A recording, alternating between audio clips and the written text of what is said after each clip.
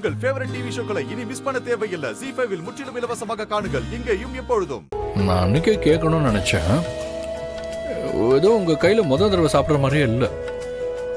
உங்க கையால நான் ரொம்ப வருஷமா சாப்பிட்ட மாதிரியே இருக்கு. ஒருவேளை உங்களை எனக்கு முன்னாடியே தெரியுமோ?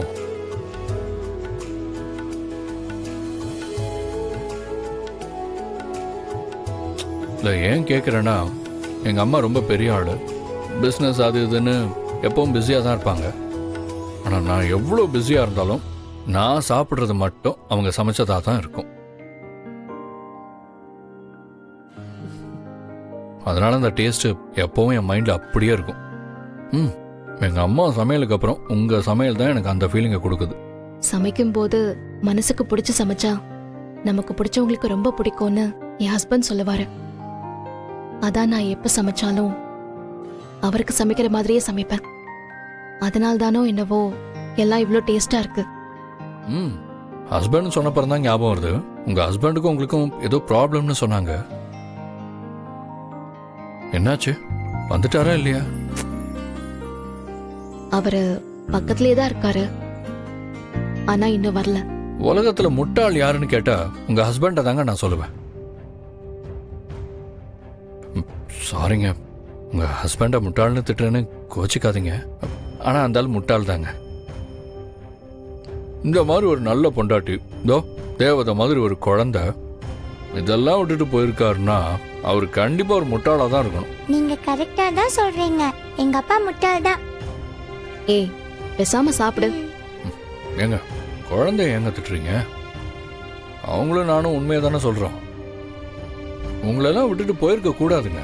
போயிருக்க கூடாதுதான், ஆனா போயிட்டாரே, என்ன பண்றது? சரி விடுங்க, கண்டிப்பா அவரே செஞ்ச தப்பெல்லாம் உணர்ந்து திரும்பி வருவார். அவர் மேல எந்த தப்பும் இல்ல, தப்பெல்லாம் என் மேலதான். நான் தான் அவரை கஷ்டப்படுத்துற மாதிரி நடந்துக்கிட்டேன். அவர் மேல எந்த தப்பும் இல்ல. ஏன் பத்மாமா, என்னதான் புருஷங்க கொடுமைப்படுத்தினாலும் இந்த பொண்டாட்டிங்கெல்லாம் விட்டு கொடுக்கவே மாட்டாங்கல்ல? அது பொண்டாட்டிங்க குணம் தம்பி. புருஷன் மேல எங்களுக்கு இருக்கிற பாசம் அப்படி பேச வைக்கும். ஆனா இவங்களுக்கு இவங்க புருஷன் மேல கொஞ்சம் ஓவரா பாசம் இருக்கும் போலயே. ஆமாங்க, என் உலகமே அவர்தான். என் வாழ்க்கையை நல்லபடியா மாத்தினதே என் புருஷன்தான். எனக்கு கிடைச்ச பொக்கிஷம் அவரு. அவரை நான் தொலைச்சிருக்க கூடாது. கடவுள் மட்டும் என் முன்னாடி வந்து எனக்கு என்ன வேணும்னு கேட்டா யோசிக்காம என் புருஷன் தான் வேணும்னு சொல்லுவேன். என் புருஷன் மட்டும் எனக்கு போதும்னு சொல்லுவேன். அந்த அளவுக்கு எனக்கு அவரை பிடிக்கும். அப்படின்னு அவர் கண்டிப்பா முட்டாள் தாங்க. இப்படி ஒரு பொண்டாட்டியை விட்டுட்டு போலாமா? ஏன் தம்பி, உங்களுக்கு இந்த மாதிரி பொண்டாட்டி கிடைச்சா விட்டுட்டு போக மாட்டீங்கல்ல? பத்மாமா, நான் ஒன்னும் முட்டாள் இல்லை.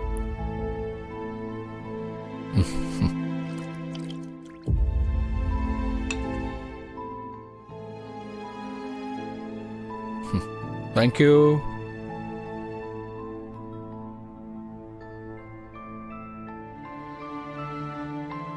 ZEE5 ஆப்பை டவுன்லோட் செய்து அனைத்து எபிசோடுகளையும் இலவசமாக பாருங்க.